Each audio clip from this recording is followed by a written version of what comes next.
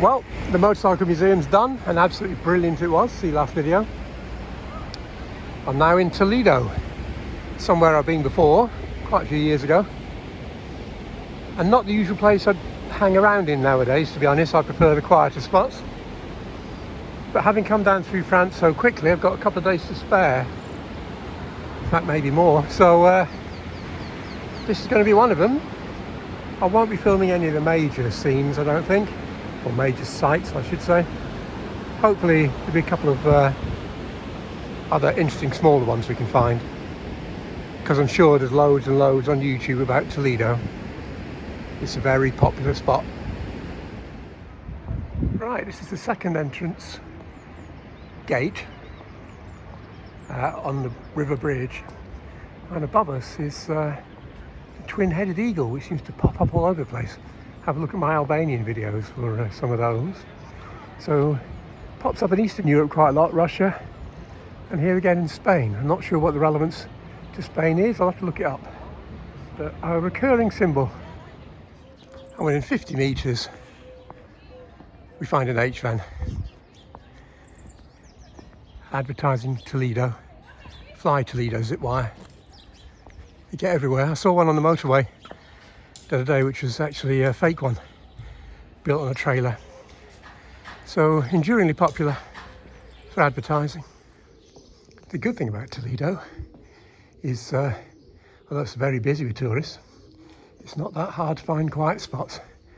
I'm on the edge of the old Jewish quarter, and as you can see, just no one around. Other parts, however, are an awful lot busier. This is a cathedral, which is why there's so many people hanging about. I won't be. I've been before. The main interest in there is that when the bishops died, they used to hang their hats from the ceiling and just leave them there. So there are hats in there that are several hundred years old, crumbling to dust, which I think was a deliberate reminder of all our fates. But interesting nonetheless. This rather imposing building was originally a mosque when the Moors were here. You can tell by the keyhole windows and things. It was then converted into a church, as was not uncommon at that time, during the Reconquista. And when they were doing the transformation, they found some old mosaics, including an early one of Jesus Christ. So hard to date. Not entirely sure when the mosaic dates back to. I mean, obviously late Roman, I suppose, so Christian Rome.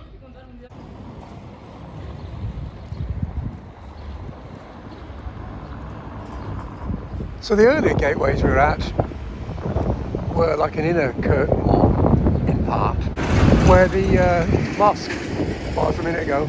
But there's also an outer curtain wall. This amazing gateway, much more major defences than the earlier one. We're back to the keyhole doorways again, so very much Moorish.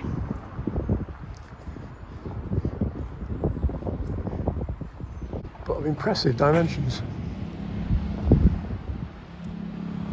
Anyway, I'm hoping on the other side there'll be a park and something else will be interesting there. Right, just a short walk down from the curtain wall, and one of the few free places in Toledo is the Roman circus, the remains of the Roman circus, which was basically a racetrack, 400 metres each side with curves at the end, obviously. So about a kilometre round, and about, I don't know, maybe 45% of that survives. Bits of it were knocked down when a church nearby was made. Other bits were deliberately destroyed in the 1700s to stop homeless people using the arches to sleep under, which is, I don't know, some things never change, I don't know, but anyway. My sort of place, very quiet. There is a temple, remains what they think is a temple around. So I'll do a complete circuit and have a look. If there's anything worth looking at, I'll film a bit more. Sadly, lots of it's eroded. Apparently the Moors destroyed some of it, not deliberately, but when they were attacking the city to conquer it, they managed to destroy some of it as well. But you get a feel of what it must have been like. Right, for poor old men like me, who can't face the long walk back up and over the hill again, you very kindly put some escalators on the outside of the walls so I can take it easy on the way back up.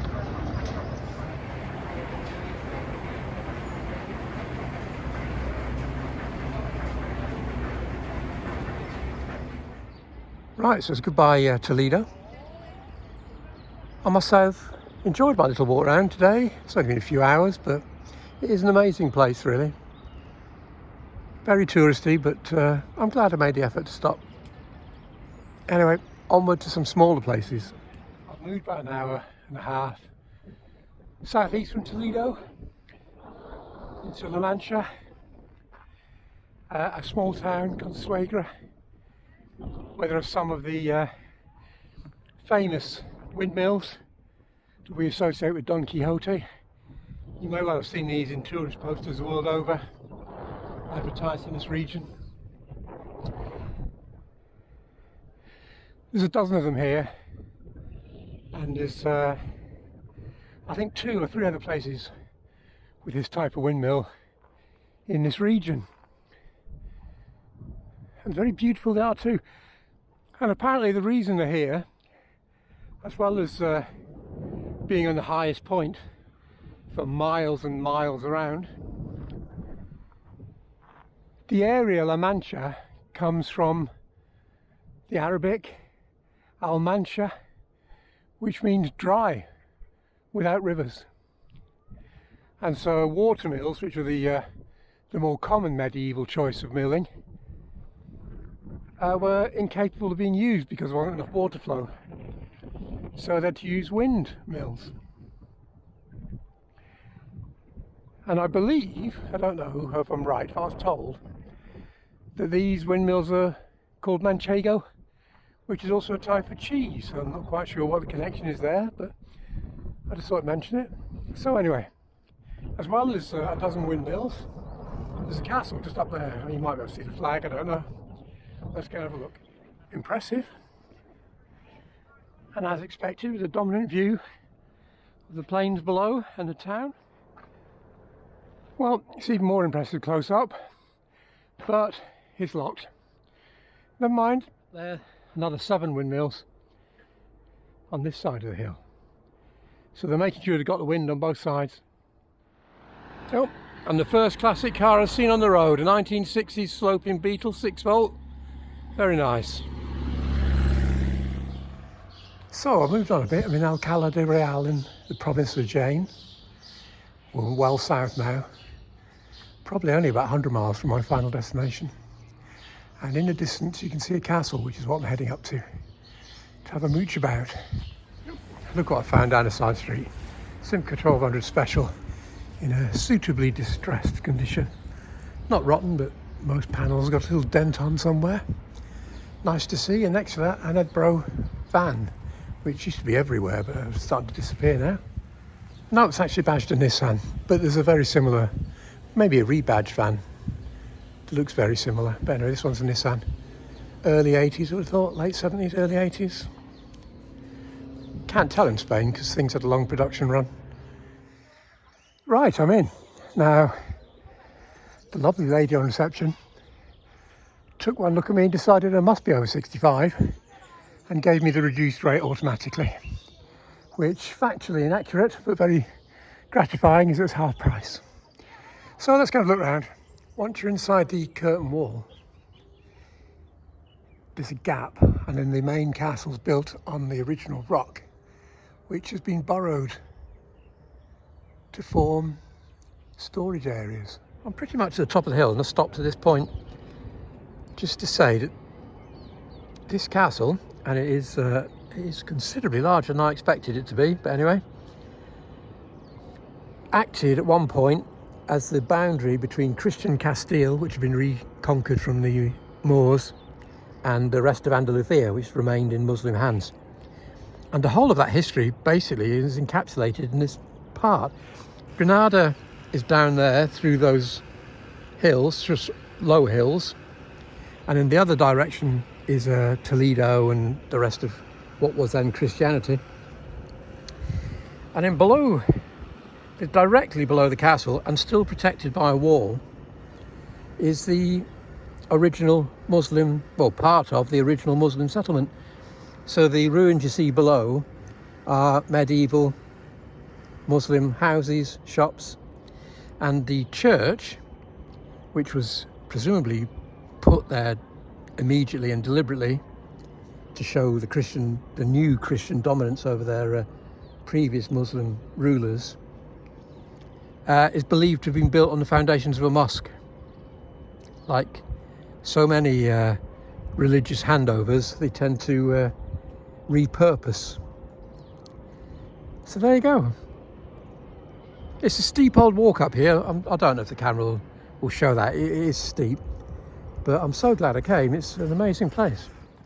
Right, we're in the most fortified section, where the main defensive tower lies, and below are some medieval stone shot, in effect, used for trebuchets, catapults. So very old. On the other side of the tower now, and directly above me, was a large colonnaded house with internal stabling for half a dozen horses, etc., etc., and this massive wine cellar. So, they're not entirely sure who lived here, but whoever it was obviously liked a lot of wine. There is a sign saying this was a military area, so possibly whoever was in charge of the castle complex lived here. They don't say that, but it seems logical. There's the horse trough. Apparently it's very unusual to ever have more than one under a 6 here. So more medieval stone projectiles, and then the trebuchet that hurled them at the enemy on the other side of the walls. Standard sort of medieval setup, really. There was one in one of my French videos, I think. Exactly the same design, huge weight on one end. Pull this end down, put the ball in, let it go, and bang, off it goes. So that's pretty much it. If you ever get a chance to visit, well, that's pretty much it.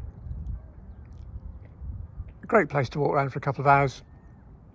Much better than I was expecting, to be honest. Very well preserved.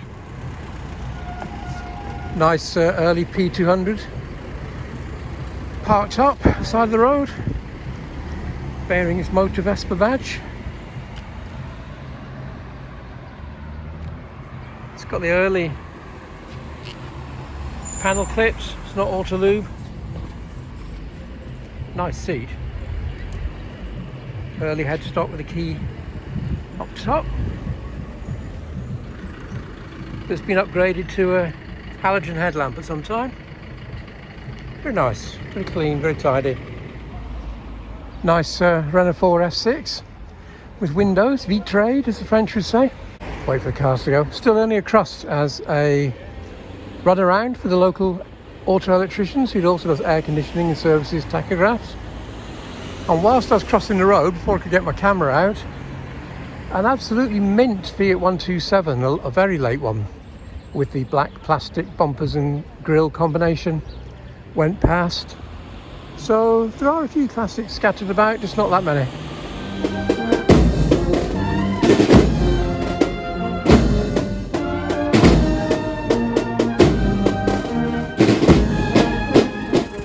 Right, I've rocked up in Orgiva in the Sierra Nevada, you see in the background. I'm just north of Montreal near the Mediterranean, and this is the last stop before I meet up with the family for a break in an apartment for 14 days.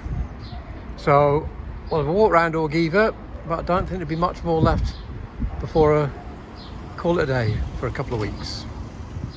Anyway, back to the subject. Late Renault 6, plastic grille, so towards the end of production. In very good condition.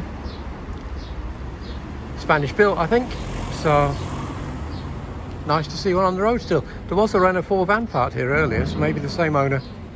There's not a great deal in Orgiva, to be honest, despite it being quite an old place. But this library apparently holds a huge number of books on Cervantes' Don Quixote. And there's a large head of the man himself outside. And then down the hill is an old church with a rudimentary tower and a statue to the poet Lorca. And other than that, not a lot really. Lorca only visited, by the way, in 1926. He didn't live here. Well, look what turned up at the campus stop. An LNA is a tow car to mud caravan. Lovely condition, French registered. Beautiful. An ideal little car for running round. And a rather dusty Seat 127 on the way up to the main town. Again, no rust, just very faded paintwork and a small collection of dents.